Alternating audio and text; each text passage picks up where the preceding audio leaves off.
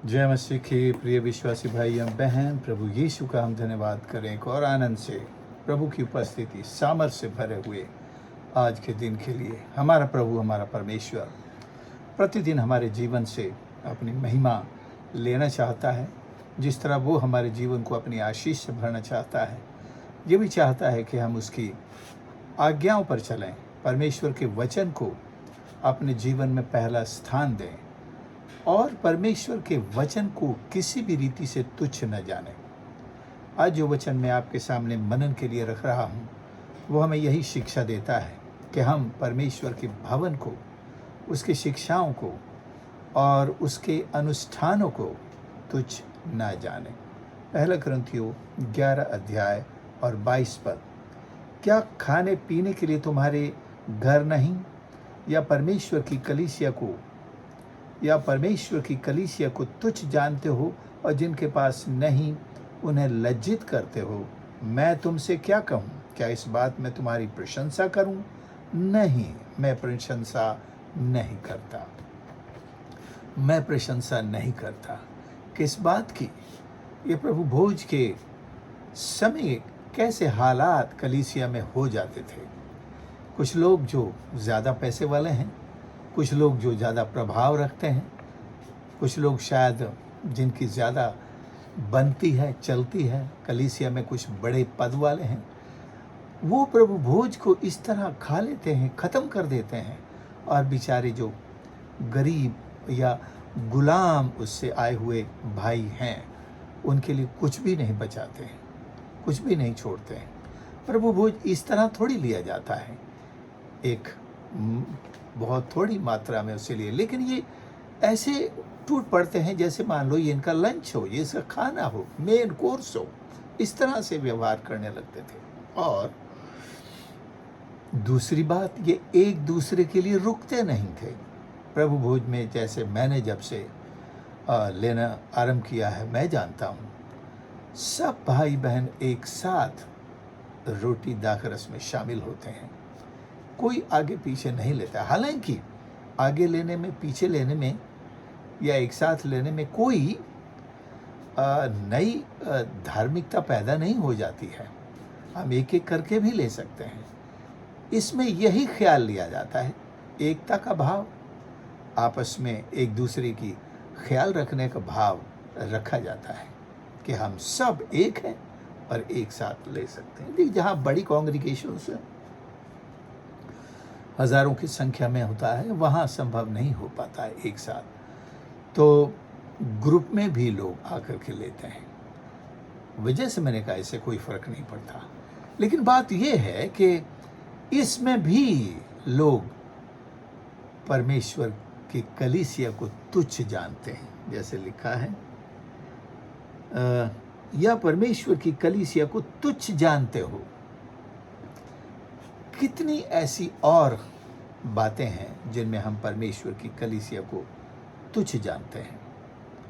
परमेश्वर के भवन की उपस्थिति को निग्लेक्ट करके कलीसिया को तुच्छ जानते हैं। तीतुस 3:10 इस बारे में हमें चेतावनी देता है। पहला कुरिन्थियों 1:10 भी मसीह में एकता को बनाए रखने के बारे में बताता है।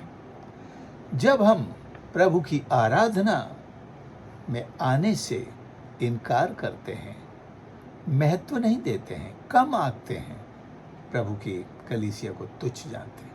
जब अपनी नौकरी के स्थान को समय से पहले पहुंचने का, गाड़ी पकड़ना हो, ट्रेन, समय से पहले 1 घंटा आधा घंटा पहले पहुंचने को हम महत्व देते हैं, और परमेश्वर के भवन में जब 1 घंटा लेट करते हैं, हम प्रभु के भवन को, प्रभु की देह को, स्वयं मसीह को तुच्छ जानते हैं।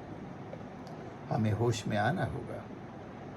एक और चीज़ है, मसीह की देह में विभाजन करते हैं, कूट काट करते हैं, बंटवारा करते हैं, ग्रुप्स बनाते हैं।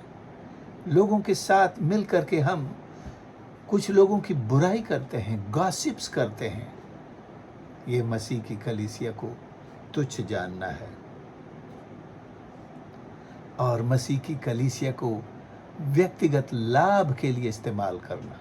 ये भी कलीसिया को तुच्छ जानता है। मलाकी पहले अध्याय में इस बात को साफ बताया है। आराधना को बिल्कुल हल्के फुल्के में लेना, मलाकी जैसे कहता है, आराधना को हल्के फुल्के में लेना कलीसिया को तुच्छ जानना है। कलीसिया में गरीबों को, बेसहारा लोगों को तुच्छ जानना, उनके और अपने बीच फर्क करना और फर्क शो करना कलीसिया को तुच्छ जानना है। वे हमारे समान या आपके समान महंगे कपड़े नहीं पहन सकते, महंगी चीजें पहनकर नहीं आ सकते, गाड़ी में नहीं आते, पैदल आते हैं। हमारी सुविधाएं कई बार उन्हें तुच्छ समझने का एक साधन बन जाती हैं। ऐसा नहीं होना चाहिए। हमें अपनी किसी भी ब्लेसिंग को इस तरह इस्तेमाल नहीं करना है कि जिनके पास वो ब्लेसिंग नहीं है उन्हें हम तुच्छ जाने। कलीसिया की लीडरशिप के खिलाफ बात करना, उनकी बुराई करना, एक कलीसिया को तुच्छ जानना है। कलीसिया के कार्यों में सपोर्ट न करना, मिशन में सपोर्ट न करना, परमेश्वर के दास जो सेवा देते हैं हमको, उनको सपोर्ट न करना, कलीसिया को तुच्छ जानना है। और आखिर में कहना चाहता हूँ, कलीसिया को एक सामाजिक क्लब बना देना, ये भी कलीसिया को तुच्छ जानना है। बहुत सारी बातें आज इस पद के द्वारा निकलकर सामने आई हैं कि आज आप देखेंगे तो बहुत सारी कलीसियाएं मसीह की बदन को, देह को तुच्छ रूप में जानी जा रही हैं। और इनको तुच्छ जानने वाले उन्हीं कलीसियाओं के लोग हैं। प्रभु कहता, क्या मैं इस बात में तुम्हारी प्रशंसा करूं?